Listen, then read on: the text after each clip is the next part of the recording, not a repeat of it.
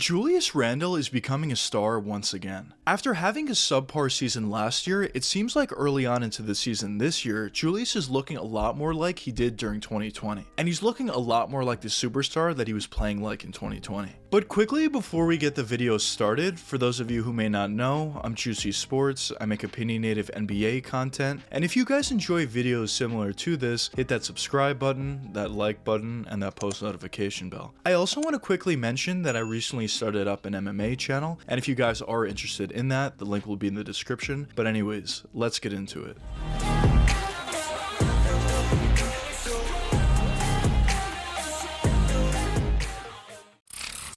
Julius Randle's career with the New York Knicks has been a very up and down one. Originally, when Julius got to the team, he didn't have the best season. Although he did put up really good numbers, averaging 19.5 points per game on 46% shooting from the field, 9.7 rebounds on 3.1 assists, obviously very good numbers. When you watched him out there on the court, it was pretty clear that he just wasn't playing all that well, and he was costing the Knicks a ton of games. So after that first initial season, many Knicks fans wanted the team to move on from him, and even during the season, a lot of fans wanted the Knicks to trade him away. But after the team decided to hold on from him, at least for one additional season, in 2020, he ended up having the best season of his career, bumping up his numbers across the board, averaging 24 points per game on 46% shooting from the field, 10.2 rebounds on 6 assists per game as well. And this season, not only were his numbers up across the board, it was very apparent that he was just a much better player out there. He was doing a phenomenal job at hitting that mid-range jump shot at a very consistent rate. He was doing a nice job at hitting that three-point jump shot. He was driving all the way to the basket very effectively and very efficiently, most importantly. He was also doing a phenomenal job at facilitating for teammates. In my opinion, I think that's the biggest, or one of the biggest differences from the season prior to 2020, and a huge reason why he ended up having the best season of his career. But another thing that Julius was doing very well is he just looked a lot more under control that season. One of the bigger issues that Julius had in the past, especially in his first season with the Knicks, in the clutch especially, is there was a lot of possessions where he was just out of control and ended up either A, taking a terrible shot and missing, or B, just turning the ball over in general. And that propensity that he had to be out of control was a real negative on his game.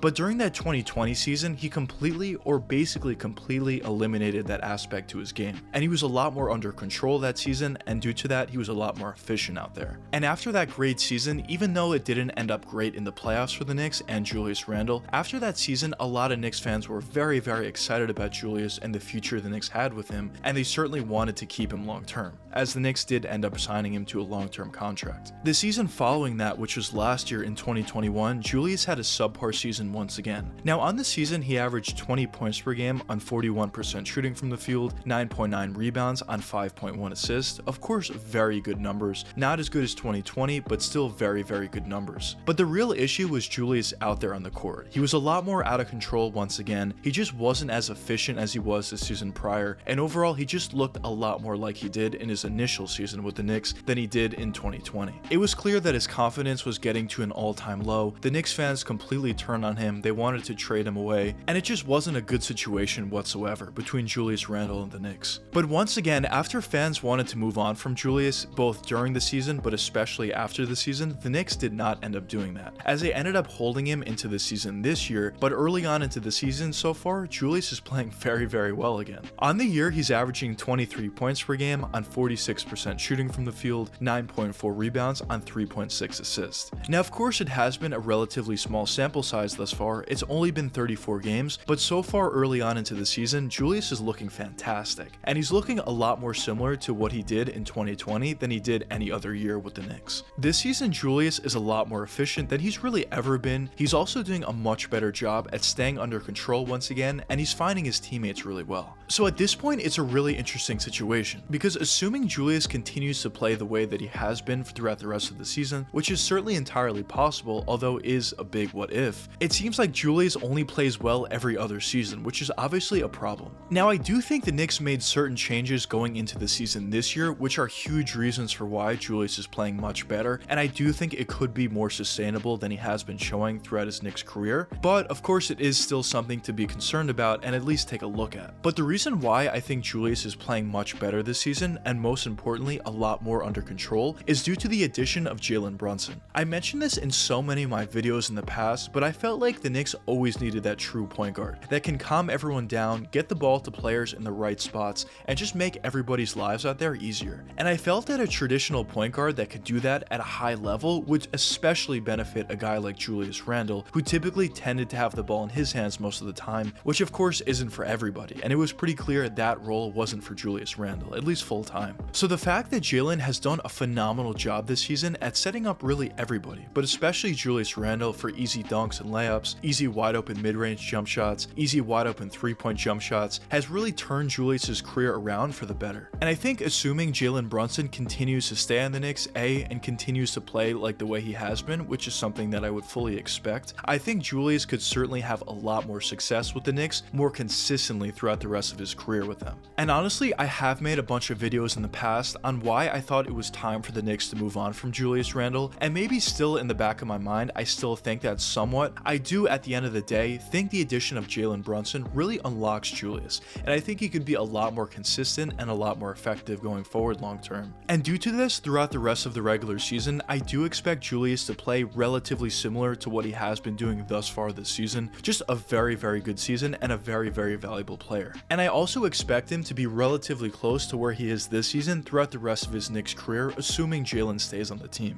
I think Julius is best served as a guy that does a lot of his own damage, but doesn't necessarily need to create for others, and doesn't necessarily need to take the ball up the court. When you have another guy like Jalen Brunson doing all that and Julius doesn't need to worry about those things, I think it just makes him a much better player out there, and I think we've really seen that. Now, by the way, I'm not saying I don't think Julius Randle can facilitate or pass and playmake at a decent level, because he's definitely proven the ability to do so, but I just think he's a lot better served to do that in his role. And what I mean by that is do that from the top of the key, do that in the post, and really what I mean is just do it in the half-court offense, and not feel the need to take the ball up the court and facilitate from there. And also, if Jalen gets the ball to Julius in a good spot, either driving all the way to the basket for a wide open layup, or even at the top of the key for a wide open three-point jump shot, and the defense does shift and does guard Julius, then it becomes much easier for Julius to dish off another pass to a wide open guy for an easy dunk or layup, or whatever shot it ends up being. So I also think Jalen makes Julius's life a lot easier in that aspect as well. I just don't think you can say enough how important it is for any player in the NBA to have a true point guard on your roster that can facilitate for everybody. But especially when you talk about a player that's a big man, either a 4 or 5, it's just that much more important. So overall, even though I thought it was time for the Knicks to move on from Julius, and as I said before, maybe I do still think that somewhat, I do think the rest of his career with the Knicks, assuming that Jalen does stay on the team, is going to be much better than we've seen in the down years that he's had thus far. But anyways, let me know what you guys think in the comments. Do you think it's time for the Knicks to move on from Julius, or do you think he's proven enough for the Knicks to keep him? But anyways, I hope you guys enjoyed the video, and if you did enjoy it, check one of these 2 videos popping up now, and until the next time, peace out guys.